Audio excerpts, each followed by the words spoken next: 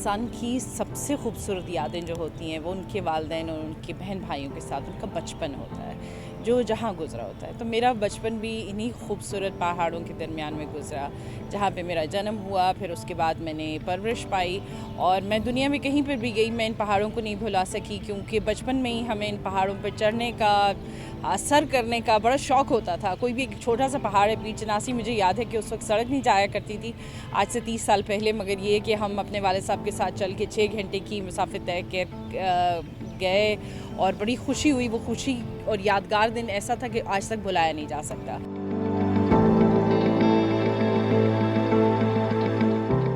दुनिया के बहुत सारे ममालिक में, ख़ुसूसन यूरोप में जाने का इत्तेफाक हुआ और मैंने आज तक यही देखा कि जब जिसको स्विट्ज़रलैंड, जिसको लोग दुनिया की जन्नत बोलते हैं और ख़ूबसूरत तरीन मुल्क बोलते हैं, बिल्कुल भी हमारे आज़ाद कश्मीर से 1% भी खूबसूरती में कमी नहीं है उसके मुकाबले में। मगर बात वहीं पर आ जाती है कि रवैये कैसे हैं।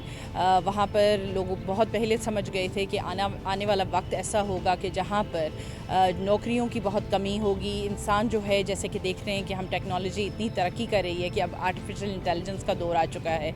2030 के बाद जब दुनिया चेंज हो जाएगी तो मेरे ख्याल से इंसान के लिए सबसे जो खूबसूरत चीज़ रह जाएगी वो दुनिया को एक्सप्लोर करना रह जाएगा। इंसान दुनिया को देखना चाहेगा, जिसको वो कैमरे की आंख से देख रहा है जिस कोने को, वो उसको अपनी आंख से देखना चाहेगा।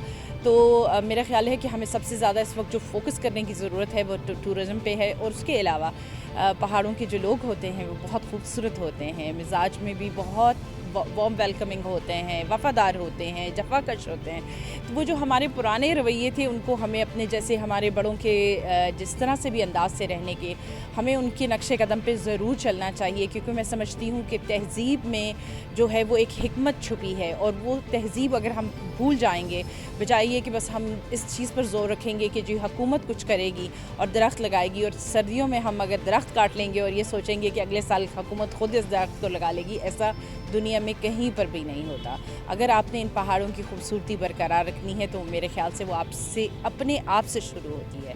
तो हर इंसान जो भी यहाँ पर आते हैं, घूमने फिरने के लिए लोग आते हैं, मैं उनसे गुजारिश करूँगी कि जब वो आएँ, पहाड़ों की खूबसूरती को ज़रूर एंजॉय कीजिए। हमारे पास दुनिया की इतनी खूबसूरत जगह हैं, हिमालयन हमारे पास K2 से लेकर आप ये देख लीजिए आज़ाद, जहाँ आप कश्मीर की बात करेंगे तो इतने खूबसूरत पहाड़ी रेंज हैं जिनमें पीर पंजाल है। और बहुत सारे लोग सयाह यहाँ पर आना चाहते हैं, मगर फ़ैसिलिटीज़ जब हम इनमें लेकर आने की कोशिश करेंगे, हमारी जो मुज़फ़्फ़राबाद की खूबसूरत तरीन माकड़ा पहाड़ है उसको हम कैसे भूल सकते हैं, कि जो हमें हर दफ़ा ये याद दिलाती है कि खूबसूरत मौसम है। जब बर्फ़ पड़ती है तो वो बर्फ़ से ढक जाते हैं, जब गर्मियाँ आती हैं तो वो उसकी जो ख़ास तौर पे जो बाहर का मौसम होता है वो बहुत खूबसूरत होता है, आहिस्ता आहिस्ता मेल्ट करके आ रही होती है, आहिस्ता आहिस्ता काली हो रहा होता है। जब तक गर्मियाँ पहुँचती हैं तो वो एक और ख़ूबसूरती उसकी जो होती है वो सामने आ जाती है।